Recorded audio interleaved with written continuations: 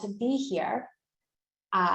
So just wanted to provide some overview and then we will dive in. So welcome to this event that is co-hosted by the New York City Climate Action Alliance and the Sabin Center for Climate Change Law on high performance and energy aligned leases. We are very excited for you all to be here with us today.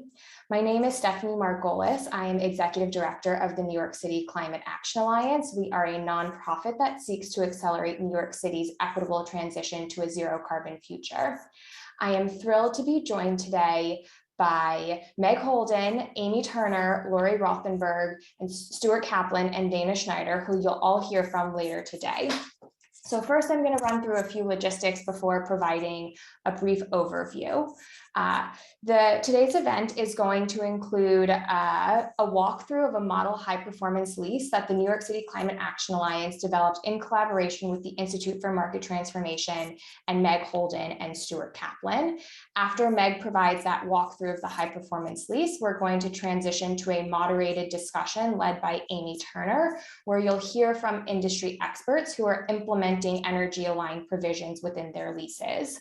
We have opened up the Q&A chat, the Q&A feature, so don't hesitate to put any questions that you have in there.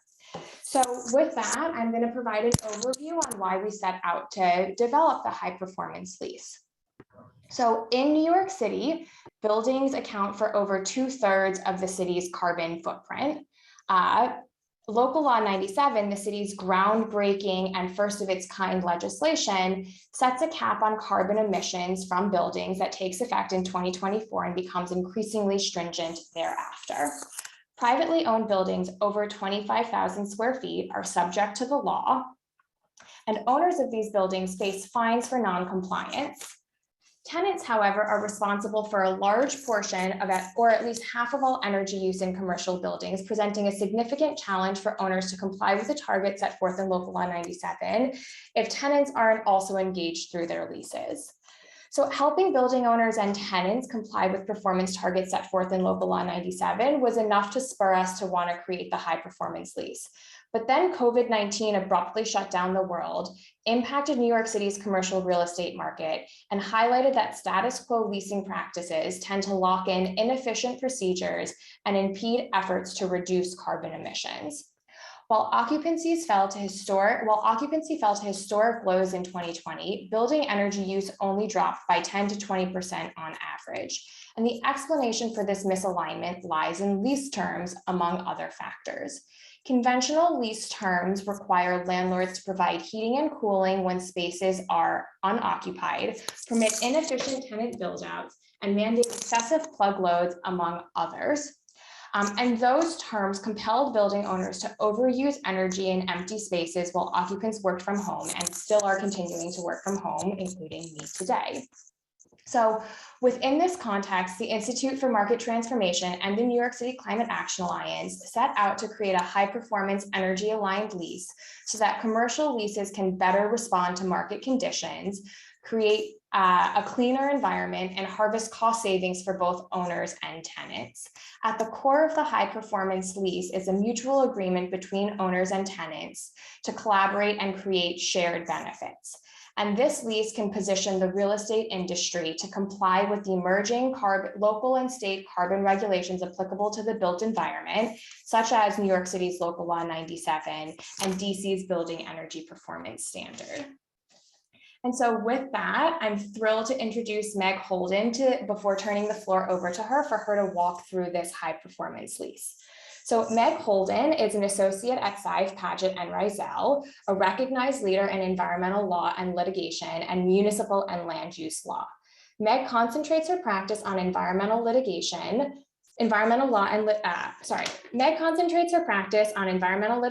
environmental review and permitting for renewable energy projects, and environmental due diligence. She has been recently working to help clients understand their obligations under Local Law 97. Before joining SPR, Meg was an assistant corporation counsel in the Environmental Law Division of the New York City Law Department and clerked on the District of Columbia Court of Appeals. Meg is a graduate of Yale University and Harvard Law School. We're thrilled that she helped develop this lease with us, and we're thrilled to be turning it over for her to walk through this lease. Meg, take it away. Thanks so much, Stephanie. As Stephanie mentioned, my name is Meg. I'm an attorney at Sav Paget and Rizal, and I worked with a couple of other attorneys, Jeff Gracer from my firm and Stuart Kaplan, who you'll hear from on the panel later today, to help create this model performance-based lease for the Institute for Market Transformation. I've subsequently done some work with clients on their green leasing initiatives. So green leasing and green leases have been around for a while. It's something that the Institute for Market Transformation has been working on and promoting. And typically when we talk about green leases, we're talking about practices that encourage building owners and tenants to include energy aligned clauses in their leases on a voluntary basis. But when we talk about this performance-based lease, the idea is that the terms of the lease mandate compliance with certain established emissions requirements. And as more jurisdictions pass regulations that set targets for energy or carbon reductions from existing buildings, like New York City has done, performance-based leases are a crucial tool to help building owners comply with these targets. I'm going to share my screen here. I have a few slides. Let's see. Okay, great. So this is all right. So the first thing I wanted to talk about is what is a performance-based lease? Most simply put, it's a lease with a particular performance objective. And here, the objectives that the lease is designed to achieve are building performance goals that allow a building in New York City to comply with Local Law 97 or to comply with any other emissions objectives or goals. In order to meet those objectives, the lease is designed to better align the costs and benefits of energy efficiency investments between landlords and tenants. And one of the ways it does this is to create accountability between the landlord and tenant and shift responsibilities of those parties with respect to certain obligations. So under a traditional commercial lease, the incentives and priorities are different. In most standard lease arrangements, the building owner who typically pays for the energy efficiency investments is not the party that receives the financial benefit of those investments. But with this model lease, we're trying to shift the culture in the way that leases are managed and leases are negotiated so that both the landlords and tenants play a role and have a responsibility in contributing to a building's overall energy efficiency. What I like to do is walk through some of the key principles in the model performance-based lease and provide some examples of how we've taken a fairly typical commercial lease and reallocated some of the burdens and compliance obligations between the parties, and also how we've tried to improve the information flow between the parties. So Stephanie, if you could switch to the next slide, please. The first critical component of the lease, and really the fundamental principle of the lease, is that the lease defines the building's carbon reduction goals, which in New York City is done by looking at the Local Law 97 requirements of 40% by 2030 and 80% by 2050 from 2005 emission levels.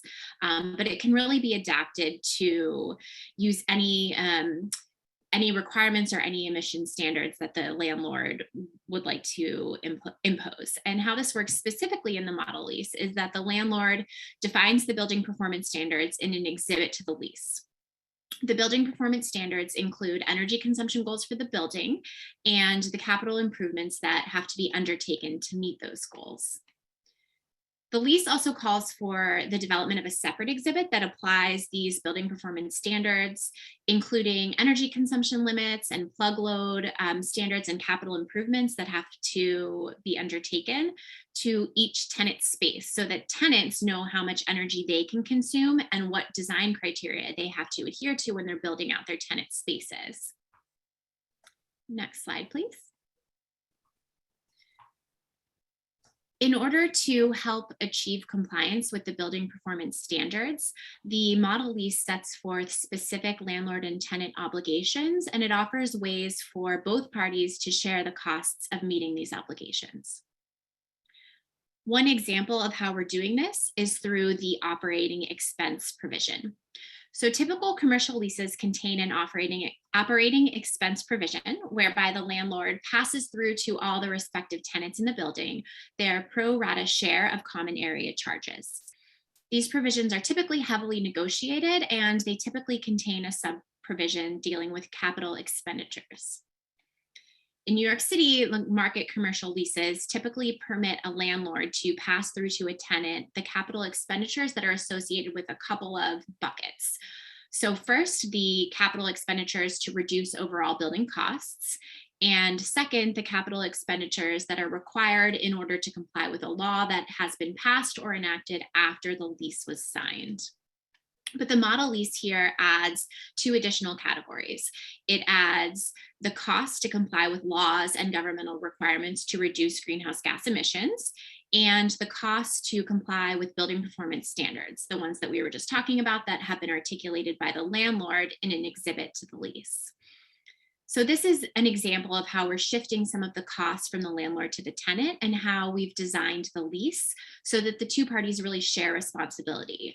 This provision enables building system retrofits and necessary upgrades that have been identified during the building recommissioning to be passed through to tenants in proportion to their use of building-wide services. Next slide, please. Another concept that we have integrated into the model lease is the active role of the tenant in meeting building performance goals. Under a typical commercial leasing arrangement, when a tenant goes to do initial improvement work, normally it sends the landlord building construction documents for their tenant space, and the landlord has to reasonably approve those documents, those construction drawings. But under the model lease, the tenant's initial improvement plans have to comply with the building performance standards. And that includes energy consumption limits, plug load standards, and specific design criteria for the tenant spaces. And on the flip side, the model lease requires the landlord to pay the tenant a bonus for making improvements within its lease space that are necessary to comply with these building performance standards. The bonus is spread out over the terms of the lease, and it's payable to the tenant as a credit against monthly installments of rent. Next slide. Let's see here. So actually, I think Stephanie, maybe can you go back to that slide one more time? Thanks. I think I might have gotten one ahead of myself because I wasn't controlling the slides here. So the next key component of the model lease is landlord-tenant transparency and accountability. And the model lease ensures that landlords and tenants will have equal access to information about tenant and building energy consumption. So the parties really should enter into a leasing arrangement with the mindset that there will be a lot more information flow and open communication between the landlord and tenant as it relates to energy usage. The model lease requires that a submeter be installed in each tenant space and provides that landlords will bill tenants according to the tenant's actual energy usage rather than relying on estimates or other less reliable proxies. And this arrangement makes tenants accountable for their actual energy consumption. And this is a common principle that's found in a lot of commercial leases already. But what the model lease does that's a little different is it extends the submetering requirement to building common areas, and it requires the landlord to maintain submeters for common areas to measure the energy consumption in those areas and to share this information with all of the tenants. Next slide. Another important principle of the model performance-based lease is that it requires periodic recommissioning of both the tenant space systems and the landlord's base building systems. The landlord is required to undertake recommissioning with respect to the overall building systems and common areas every 3 years. The cost of recommissioning will be billed to all of the tenants as will be billed to all tenants as a operating expense, which we were talking about a little bit earlier. And the tenant must also perform a recommissioning of its tenant space every 3 to 5 years, including an evaluation of plug load consumption, water consumption, and operating hours. If the tenant exceeds its energy consumption limit or the plug load standard in any given year, the model lease authorizes the landlord to arrange for the recommissioning of the tenant space at the tenant's expense.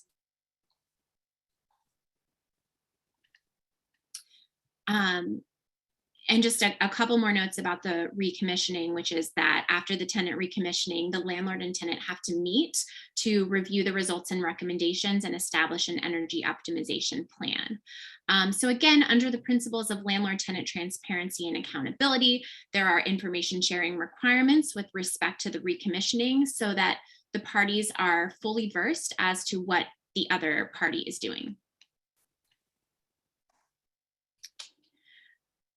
So what is the mitigation plan? How is this lease enforced? As I mentioned, if the tenant exceeds individual energy use limit or goal, the model lease authorizes the landlord to arrange for the premises to be recommissioned at the tenant's expense.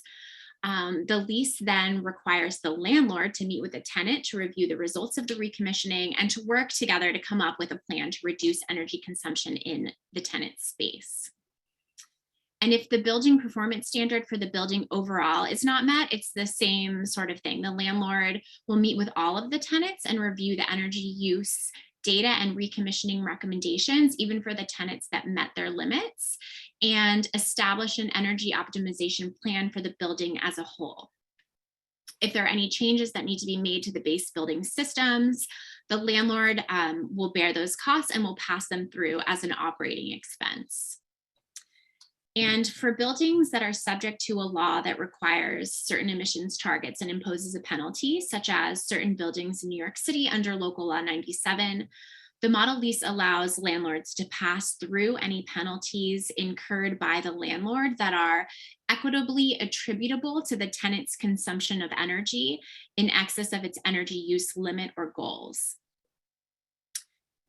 So that's a brief overview of the key principles in the model performance-based lease that we developed. If anyone has any follow-up questions or feedback, feel free to put them in the chat, or I would love to hear from you. This is my email address, mholden@sprlaw.com. And I'm now going to turn it over to Amy Turner from the Sabin Center, who will kick off our panel discussion.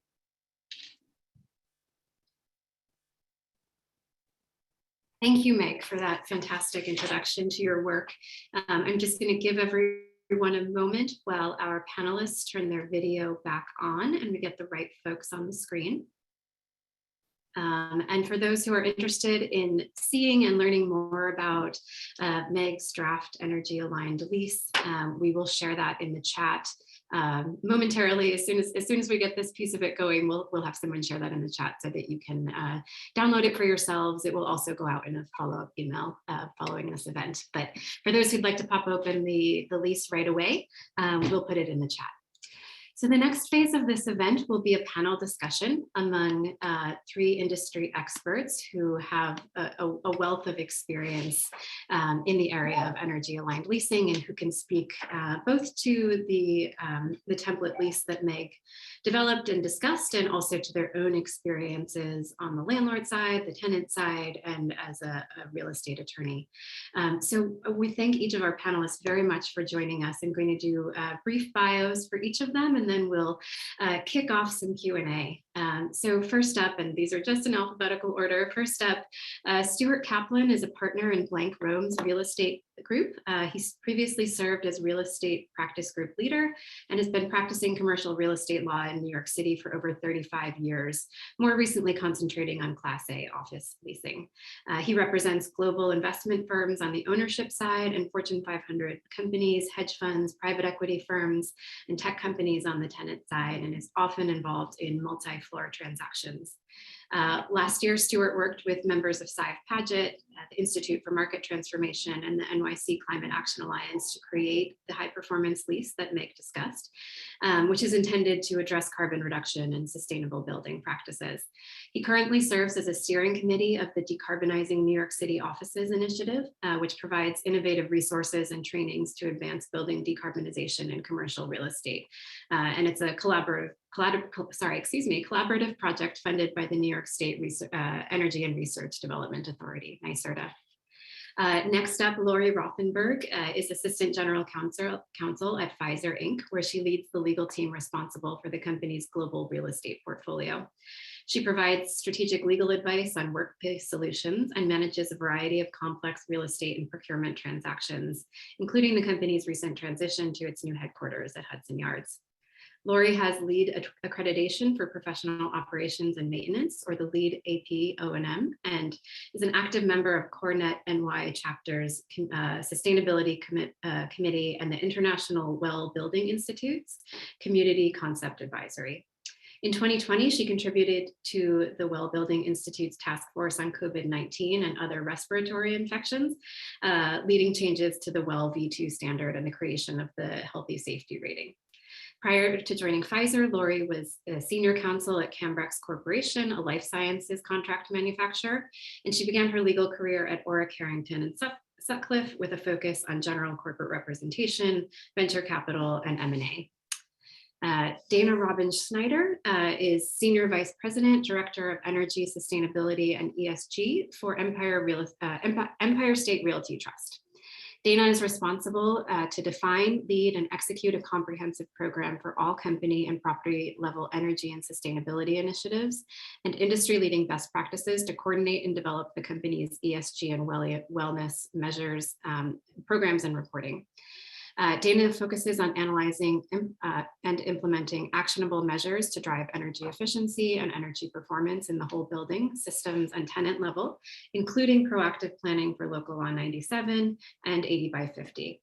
Her work focuses on measurable, actionable impacts in energy, water, waste, and indoor environmental quality to drive ROI and healthy buildings.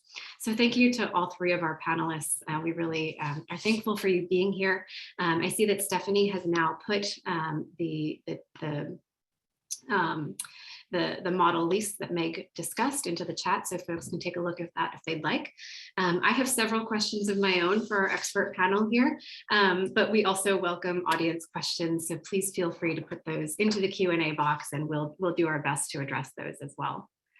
So, to kick us off, I'd like to start with Stuart, because Stuart, you worked with Meg to draft the model energy aligned lease that Meg presented. And would you like to maybe say a few words about how your experience as a leasing lawyer informed that work? What it was like to work on that draft? Sure. Thanks, Amy. It was a very interesting experience coming from a conventional leasing world.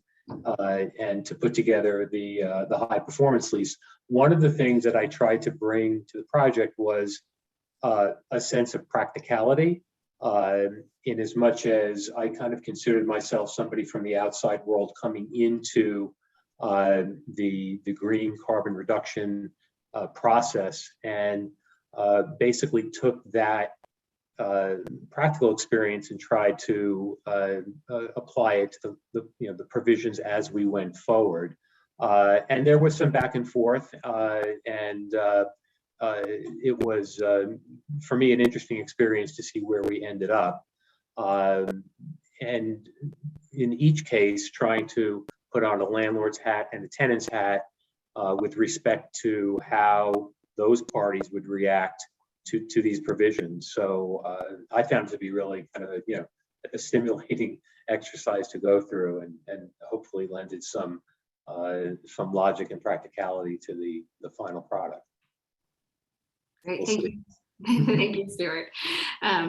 So Dana, you are here obviously to bring your wealth of experience and expertise, but in particular, as someone who works on the owner's side, can you talk a bit about what kind of energy aligned provisions you advocate for in your leases, in your role as an owner's representative? Sorry, can you hear me? Yeah. I just want to make sure. Okay, thanks. So we actually include references to everything that was discussed by Meg when she presented what a high performance lease is supposed to look like. And so we began customizing our leases to address the green lease clauses, energy aligned lease clauses, high performance, design and construction, commissioning guidelines, requirements in 2000, started developing that really in 2009. And so it's at the onset of, I think, really even discussions around what an energy aligned lease clause would look like, or what a green lease should look like. And it's really aligned with the work that we did in the Empire State Building. And I apologize for any background noise, so let me know if it's annoying to you. You're good. So we were trying to you know, we really started developing these lease clauses before they were outlined for us, right? So the kind of tools that were just shared in the chat are things that we did not have 12 years ago to look at. And so we were trying to figure out what does this need to look like if we're retrofitting, you know, doing this deep energy retrofit in the Empire State Building. We're trying to make this the most efficient existing building in New York, in the world. We're trying to demonstrate for all other commercial buildings what this should look like. What do we need to do to ensure that not only we do work in the systems that we control as landlords, but that we outreach and engage and partner with our tenants to make sure that they do this too. Every building has a split between landlord and tenant usage. In most buildings, it's at least 50% tenant controlled usage, usually more. And so there's no way to get to the kind of decarbonization goals that we all want to get to, and that Local Law 97 binds us to, without the cooperation between the landlord and the tenant.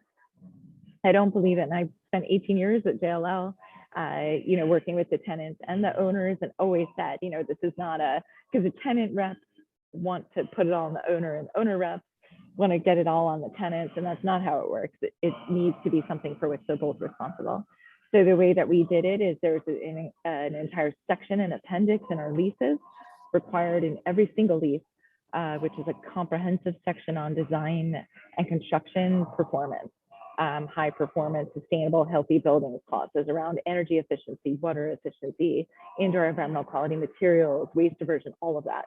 And I work with every tenant coming in to review their design drawings to make sure it's integrated. And then we go in and do audits periodically in their spaces and try to work with the tenants to hold them responsible to continue that performance as it's designed and built. And then on our end, you know, we're doing upgrades all the time, considering the whole building performance, including the landlord and the tenant systems. And of course, having all the tenants submetered and sharing all that data. Great, thank you, Dana. And Lori, of course, Pfizer sits as both a landlord and a tenant. But if you could maybe put yourself in the tenant's shoes, you know, what do you look for in energy aligned leasing from the tenant's perspective, and maybe what role should energy efficiency play in lease negotiations more broadly when you're negotiating from the tenant side?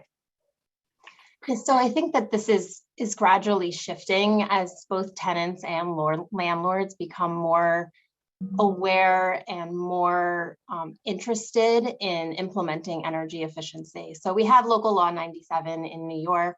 In other jurisdictions, you don't have that requirement.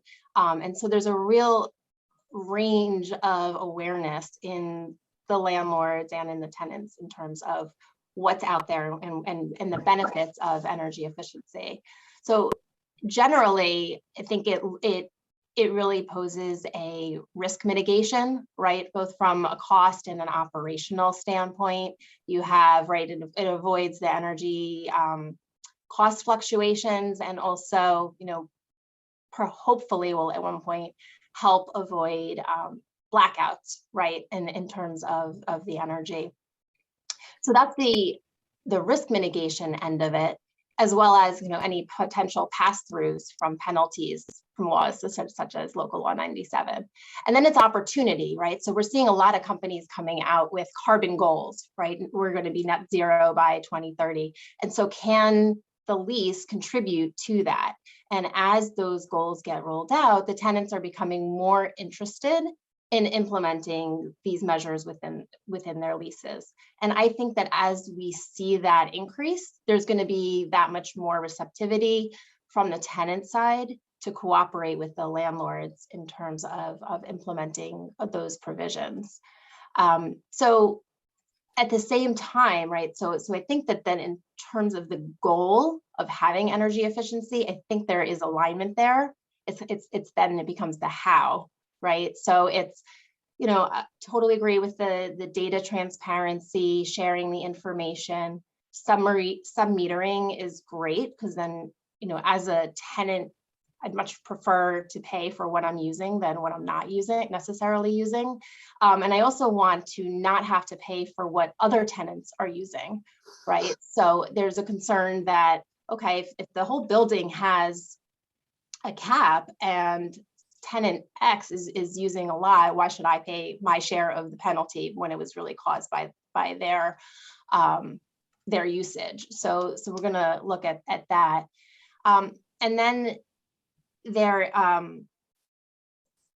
is freedom of operation from the tenant. So I understand the building performance specifications, those tenants can get on board with, but what about in instances, sometimes tenant may want to actually go above and beyond what the landlord is doing, or may want to take some of the things if they implement a building efficient measure, be able to take that at the end of the day with them when they need to restore the building. So all of those things come into play. And I think that the freedom to be able to operationally do what the tenant wants to do in the space is important at the same time as achieving those energy efficient goals. Great, thank you, Lori. Stuart, back to you. As someone who kind of goes back and forth between representing building owners and representing commercial tenants, what are the types of energy aligned lease provisions that you're advocating for on behalf of each of those clients? So how does that change if you're representing a tenant versus representing a building owner? I think on the tenant side, one of the things that we're pushing for is transparency. And what tenants want, I find more than anything else in terms of cost factors is predictability. It's one thing to say to a tenant, you're going to be charged X dollars over an amortized period. If they know what, or have at least some sense of what the program is going to be, the capital expense program, or the upgrade program, the retrofit program for a landlord will be going into the building. And that's been challenging because many buildings don't have that. Many owners are not prepared for that. There's a wide range of quality of ownership.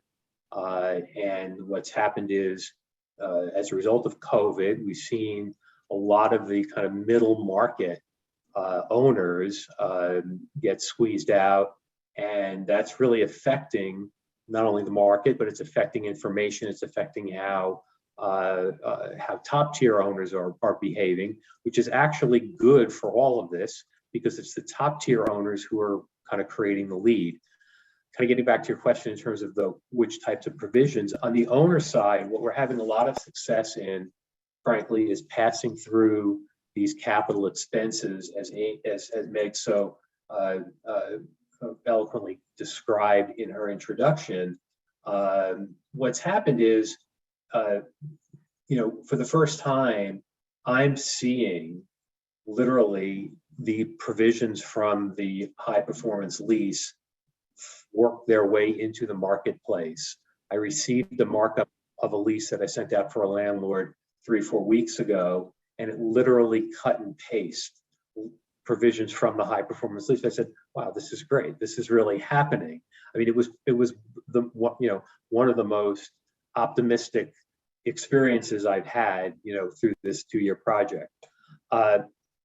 Another provision that we're pushing pretty hard from the landlord's perspective is this compliance requirement, whereby if tenants are going to use in excess of their proportionate share above the, in this case, Local Law 97 mandated requirements, they're responsible to reimburse landlord for either the penalty or some factor that's going to be a disincentive for them to exceed that. Now, interestingly, in that provision, you had to have a balance. So we specifically put, and you'll see in the model lease, the burden is on the landlord to prove or to demonstrate that the tenant actually did exceed the limit. The easiest way to do that, obviously, is with separate sub-meters. But those are a couple of examples of provisions that I'm seeing some success with in both sides. Also, recommissioning. Recommissioning, the whole concept of recommissioning, which seems to be consistent with the notion of transparency, is getting a lot of traction, I'm finding.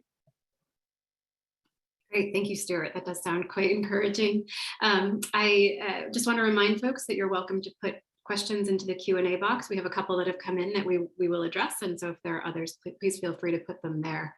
I'd like to turn for a moment to how Local Law 97 has shaped leasing from each of your perspectives. And so Dana, maybe you can kick us off. How has or how might Local Law 97 sort of change or impact your lease negotiations? So there's, I think, some things that we have done proactively that will help us very much with Local Law 97 and the preparation that we've done, not intentionally for Local Law 97, because a lot of it had begun before that. So our CEO, Tony Malkin, is the only owner represented on the Local Law 97 advisory board. And I do think that's interesting for this crowd, since this is a legal crowd, when you consider that the advisory board of 16 for legislation which will hold owners responsible and for which owners are responsible for violations, i.e. fines, there's only one owner on the board.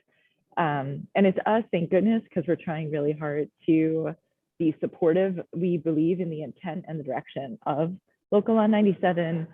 We've committed to carbon neutrality by 2030 for the Empire State Building, 2035 for the whole portfolio. And we are the most efficient REIT in New York. So we're positioned well. We have no fines in any building until 2030.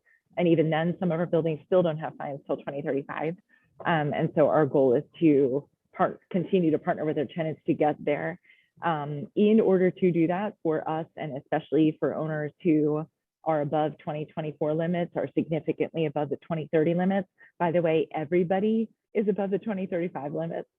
So assume the 2035 to 2050 limit is one limit that starts in 2035, because that's what I've done for my planning. You should be planning for that longer term goal. Capital planning is something that certainly takes more than 10 years to develop and implement and approve in a large portfolio. And so what we've tried to do in the leases themselves is to focus on these green lease provisions. The design and construction piece is extremely important. If you have tenants designing inefficient spaces or occupying your space in an inefficient way, you will not be able to meet these requirements. So focus first on, so there's two pieces. As an owner and as a tenant, but as an owner, you should be focusing now on what your roadmap is to make your buildings as efficient as you can. We focus on a techno-economic business case, everything we can possibly do technically with a payback, because we are responsible to deliver returns to our shareholders, and then for our tenants, proving to them that the investment we're asking them to make in a super efficient space, a low emitting space, is also something that benefits them economically. They pay these bills, they benefit from the savings generated by having a very efficient space. And a lot of this, even if they do design per our guidelines, there's a lot of float or drift from the goal. The way people occupy the space, the way they behave in the space, the way they don't turn anything off, controls in the space, both for everything you have plugged in, but also your HVAC set points can derail the best intentions. So it's important that these green leases, something I think they don't include well. They need to include not only design and construction guidelines, they should go beyond the code, because even the New York City energy efficiency codes right now, which are stringent, still don't align with Local Law 97 now or in the future. So keep that in mind.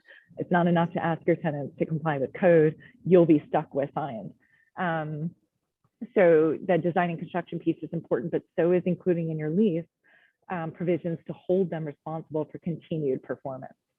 It's also really important to put into your lease things that protect you as a landlord for having to pay for a tenant space's compliance with a future law like Local Law 88 for super efficient lighting or submetering. Make sure you guys are sharing that appropriately, and make sure to continue to share the responsibility, right? Tenants should be accountable for the emissions that they drive. Right now, the law only holds an owner responsible.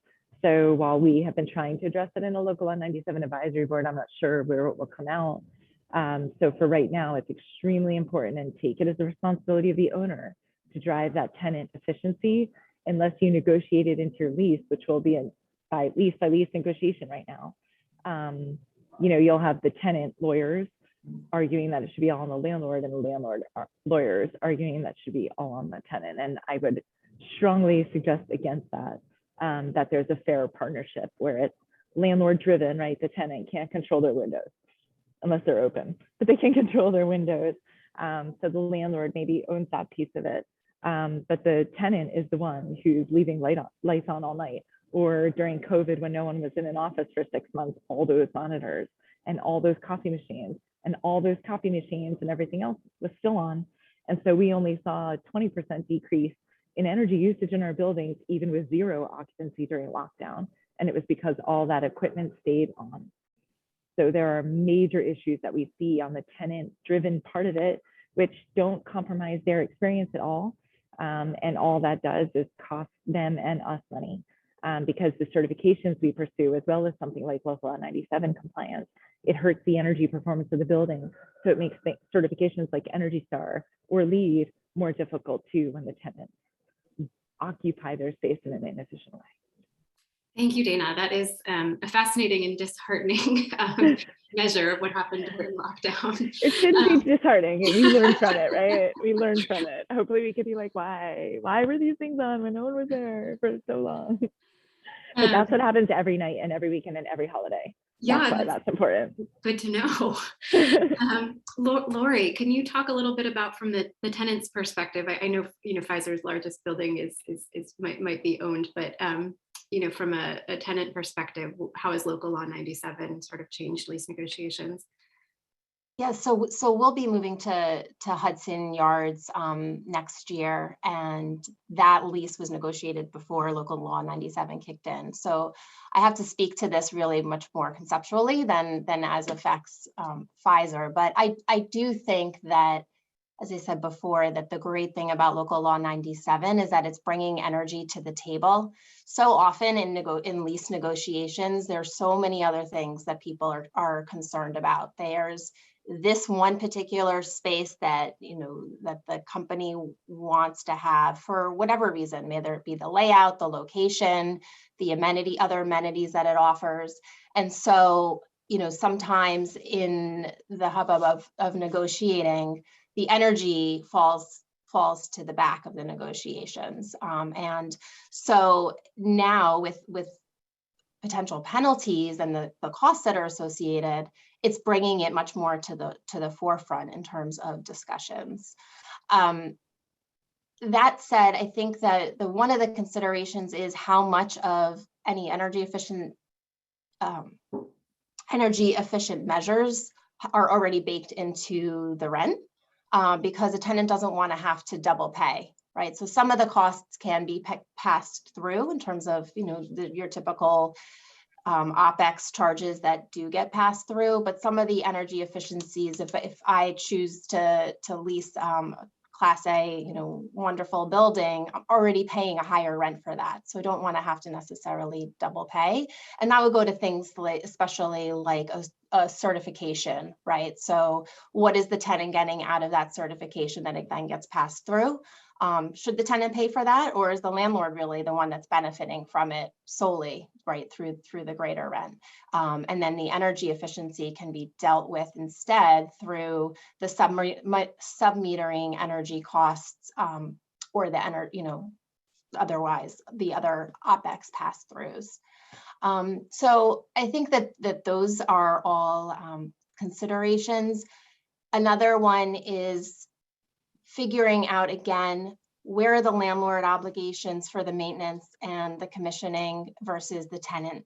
And a lot of it depends on who is the tenant and what is their position in the building. So sometimes you're an anchor tenant and sometimes you're just, half a floor, maybe not even, right? So the facts really differ, and in terms of your impact to the energy use of the building, and also what the leverage is in the negotiations in terms of getting the energy efficient clauses that you want to have in there. So that really needs to be looked at in the full context. Great, thank you, Lori.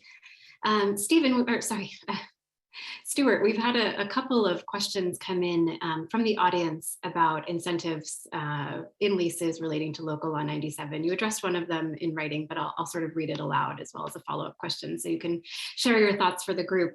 The question, and I'm mostly reading here, a big problem for the environment that we're seeing in many local law 97 leases in New York City is that they pass through all costs to tenants, even for penalties that are due to the operation of the building's base building equipment, and therefore entirely in the building's control. The result is zero direct incentive from local law 97 on the building to improve the base building system performance, effectively making it a tax on tenants who are unable to affect a big portion of the emissions they are paying for. And then a follow-up question to that is, could or should allocating local law 97 costs equitably so that both the tenant and the landlord pays an appropriate share of local law 97 penalties based on the emissions performance of the systems and spaces within their own control be covered in a provision of a high performance lease and or in the template. So I'll let you speak a little bit more about those questions and ideas. Yeah, it's a great question, and it really is one of the fundamental vectors that creates the tension in the high performance lease.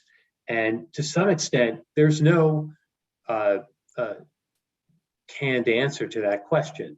Really, it's a matter of coming up with an allocation that can be set on a percentage basis. It can be set, and as Lori said, a lot of this has to do with the negotiation leverage of the parties.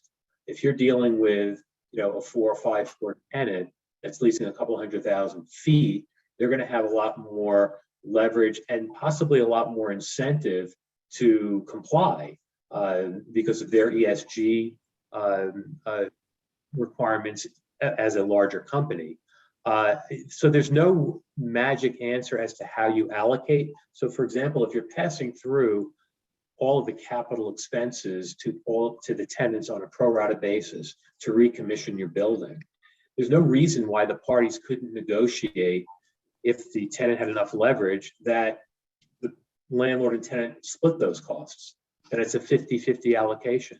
There's nothing preventing the parties from doing that. And so the questions are, again, an excellent question, because it really goes to who's going to bear the cost in the market. And hopefully where we're going to end up is in a place where both parties are incentivized, primarily, again, through the ESG vector, to get to a place of high performance. Both parties are going to have to put in and contribute. The model lease is by no means the last word on how that's going to be done.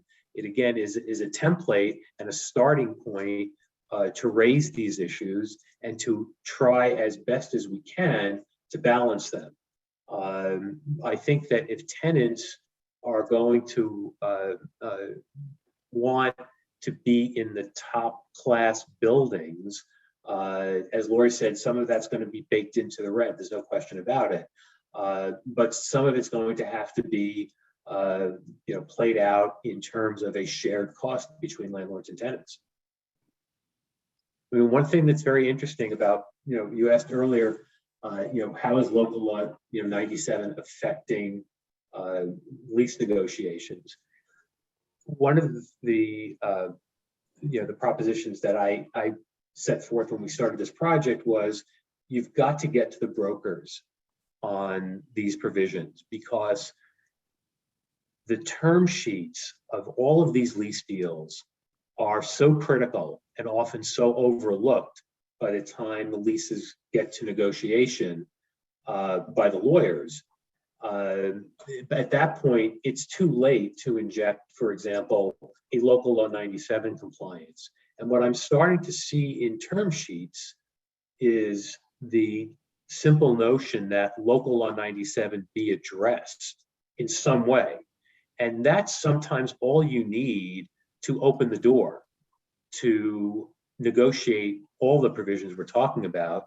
But if that simple concept of addressing local law 97 isn't contained in a term sheet, basic term sheet, it's much more challenging for the landlord to send out a lease that is, riddled with energy alliance provisions, local law 97, et cetera.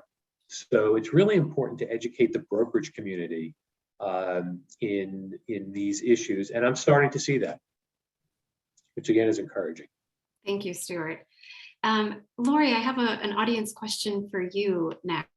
And we're about, let's see, we're 8 minutes from the hour. We've got probably 3 or 4 questions left to get through from the audience. So a question for you, to what extent do large corporate tenants influence, or I guess to what extent can large corporate tenants influence landlords to take on innovative solutions to reduce emissions? For example, are tenants interested in purchasing carbon credits generated by emissions reductions in their buildings? I think being a large corporate tenant, especially if you're taking a large amount of space and with a longer lease term, then yes, of course, you have greater leverage to influence the landlord to take certain things on. A lot of it depends also on the market that you're in. I think right today we're talking about the New York market primarily, which has very, sophisticated landlords. But once you start going globally, you don't necessarily have landlords that are as familiar or as receptive to some of these energy efficient measures. That said, one of the things that I think is helpful to have is flexibility in terms of how you're getting your energy. So whether it be something like what you're suggesting, which is purchasing carbon credits or using an alternate energy provider, having some type of flexibility in the lease for the tenant to be able to fulfill its obligations how it deems best. And I think this even goes broader, right, to the energy provider, and goes somewhat to what Dana was saying earlier about the building performance and the design specifications that are provided in the lease, is that having that framework is helpful, but then also allowing the tenant to be able to work within that framework to operationalize it how they deem best, right? Because every tenant is going to have different needs, different desires, different design intents, right? And so being able to have some flexibility within those specifications to be able to hit those energy efficient goals in the way that works for them. Great, thank you, Lori. Stuart, we got a question in for you about PACE financing. That's property assessed clean energy financing. As PACE becomes more popular for retrofits, will we see landlords pass through the debt service to their NNN tenants? Have you begun to see leases with provisions or clauses for CPACE repayment? Let me start by saying I am no expert in PACE financing, but what I understand is that it is, for better or worse, not gaining the traction that the market would have expected. I think, if I'm correct, there are only 2 buildings right now in New York City that have PACE financing, and that's because the lenders, by and large, have not been willing to subordinate. Excuse me for that shake there. Have not been willing to subordinate to the lien of the PACE lender. I think that will change over time. I think that, again, with the whole movement of decarbonization, now the mandate, Local Law 97, the ESG requirements that big corporations and the leaders in the industry are implementing, I think that will change. So the specific question, I have not seen, to answer the specific, I've not seen any provision that passes through the PACE debt service because I just don't think it's that prevalent yet and has not really taken off, although I'm guardedly optimistic that it will, along with the change in culture that we're talking about here. Great, thank you, Stuart. Dana, I have a question for you, and it's really just mine, but I'm curious as to whether you are moving towards building electrification through any of your leases, whether you're looking to leverage leasing to electrify your building stock. So that's a great question. And we are considering it. We have evaluated electrification. So as we go through and analyze every building and what exactly our roadmap to carbon neutrality is in every building, part of that analysis has to include electrification. And I guess this is a really good way to talk about district themes in New York City and the huge impact that has on whether or not electrification is always going to be the best answer. And so to balance this, with responsibility, obviously we want to get to carbon neutrality. Right now, district steam is fueled by primarily by natural gas fired generation plants. So that's not carbon neutral. We are first focusing on making our steam systems as efficient as they can possibly be. So we want to use as little of that fossil fuel source as we can. And we are balancing that with evaluation of potential electrification at the same time, because electrification in some buildings could be extremely expensive, disruptive to tenants when you have perimeter radiators. And it might not have a super payback, right? The idea that the heat pump solution is the right solution for every building is faulty. That's not the case for all buildings. It's not one size fits all. So we will continue to focus on reducing energy use as much as we can in our buildings, evaluating beneficial electrification where it makes sense, when it makes sense, making the steam systems that we do have as efficient as they can be, and don't underestimate how much you can save just by using less. It doesn't always mean using none. And then also continuing to push with Con Ed on what their timing is for improvements in the transmission and distribution of district steam. And, personally, I could just speak for myself, I would really like to see a lot more exploration into alternative fuels than to just discount anything but electrification entirely. So there's a real case for resiliency, which we all lived through Sandy and we know is going to get worse. The reason natural gas is more resilient often than electricity, and we've also seen this in Texas and California, mostly is the delivery of the fuel itself, right? It's underground as opposed to above ground, where it's not as susceptible to weather. So the idea is, can we explore alternative fuels? And one of the things I would love to see New York look at is waste to fuel. So we have tons of waste. There is garbage waste and there's human waste, and it's all treated in the same system, the same water treatment sewage plant, where all of, like LinkedIn is one of our tenants, 100% of their compost goes there. So if all the city's compost and waste went through there, that can be converted into, a type of biofuel that we could use in the natural gas line. So I think it's really important to focus on not only electrification and also look at the total cost, embodied carbon cost, and economics of possible alternative fuel at the same time we optimize the existing systems we have. Thank you, Dana. So we are coming up on time, but I'd like to invite back Stephanie Margolis. Can we bring her back onto the screen to answer Mark Rauch's question? There's Stephanie, which is, has the commercial office leasing brokerage community been briefed on the model performance-based lease, and what has the feedback been? Perhaps Stephanie, you could talk about that and outreach more generally. Yes, great, thank you. So we are trying to really push out the model high performance lease to the marketplace, make sure that this can be leveraged, ensure that we are trying to accelerate the uptake of these energy aligned provisions, because we really do want to provide support to owners and tenants to comply with Local Law 97. The Climate Action Alliance, along with the Institute for Market Transformation, who developed the model template lease together with Stuart and Meg and a few other attorneys, in coordination also with the Building Energy Exchange, we have a 2-year project funded by NYSERDA to help decarbonize New York City's commercial offices. And one of the outcomes of this project is really to develop practical and actionable resources to support all of the stakeholders involved in office leasing and utilization decisions to decarbonize New York City offices.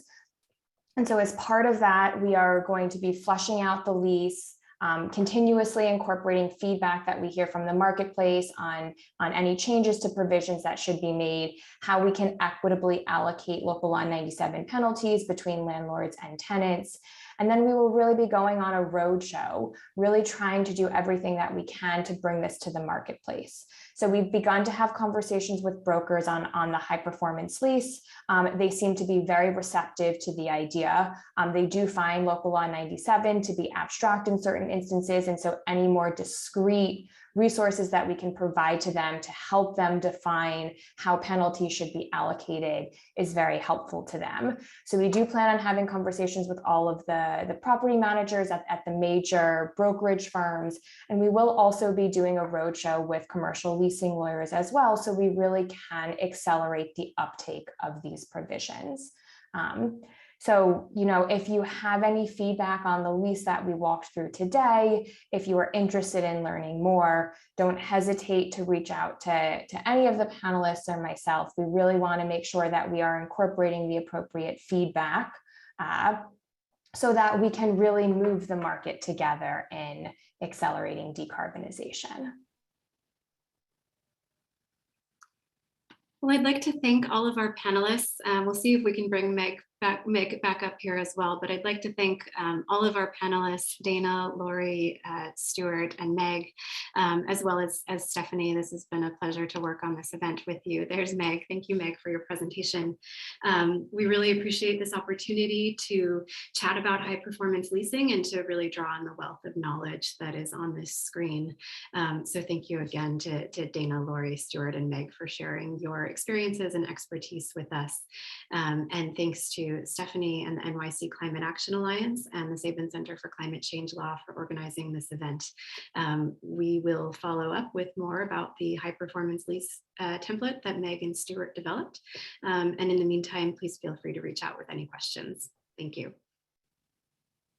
Thank you, Amy, for moderating such an interesting discussion. Have a good day, all.